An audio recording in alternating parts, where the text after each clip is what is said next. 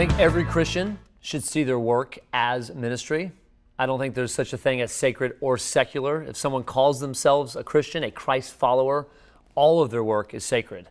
I think whatever we do, whether it's day job, for-profit, side gig, nonprofit, whoever our employer is, whatever the tax status we fall under, why we do it, what our motive is. If our motive is to glorify God, then our work is sacred. There is no sacred versus secular. I happen to work in a for-profit context. I work with a lot of nonprofits as clients. I view my work as ministry because God's given me the opportunity to do it. I get to bless people.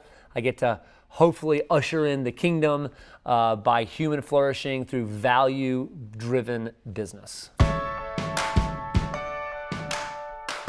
As a CEO of a for-profit business, faith in the workplace is always an interesting conversation, and there's certainly a lot of levels of depth and paradigms to think through. Sometimes there's tension, but at the end of the day, I want to live out my values, which I know the source of my values. They're from Scripture, but I don't necessarily present to clients or our entire organization where the values came from. But when we talk about the value of integrity, I know what that means.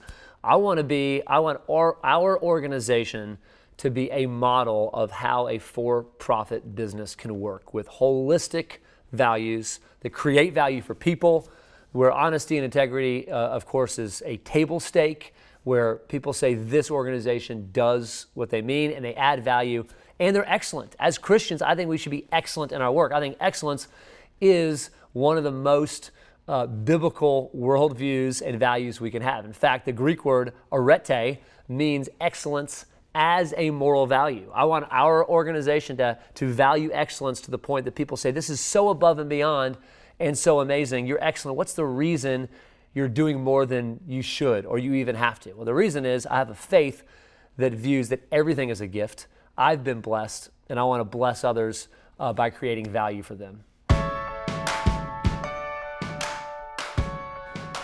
As a CEO of a for-profit business, I feel like there's two primary ways we can seek the common good. Number one is external. I want our client care standards, the hospitality we show people, to be above and beyond. I want people to feel good about working with us. At the end of the day, people work with people they trust and they like and they feel good around. And I want people to say, we choose to do business with you because you go above and beyond. You do more than is expected.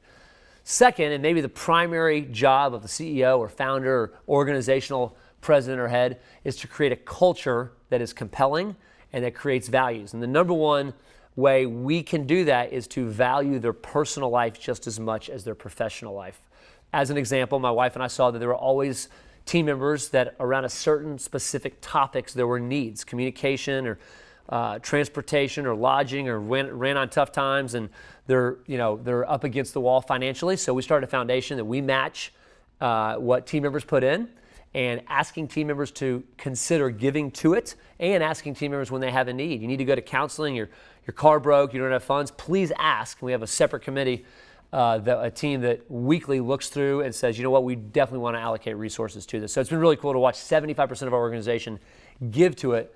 And I think about 20% of the organization at some point in time has said, hey, I do have a need and here's what it might be, or here's a team member with a need.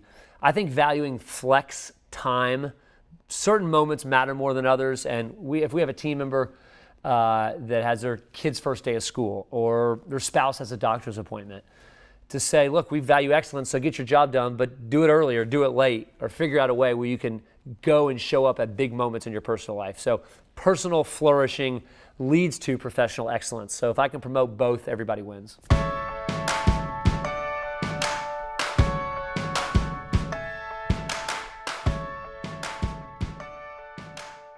I would love churches to lead with questions, not answers. I think too often churches feel like they have to know everything, or they're intimidated maybe by the business community, where the for-profit or the business community so greatly respects churches. We both maybe have knowledge in certain areas. So I think if churches could create the conversation and say, let us talk about faith perspective, you tell us what it looks like every day and in your total application, and let's build the context together. Sometimes the language that either businesses or churches, for-profits or non-profits use, lose credibility in the other space. So if we could learn to use the right language, learn to lead with questions, and teach each other and make it a conversation, not that the church has all the answers and the business needs to learn it or vice versa, but these are topics that need to be addressed. These are challenges that might exist, and let's collectively have a conversation around them. Man, we're both going to learn from that, and everyone's going to benefit, and the common good of everyone will flourish.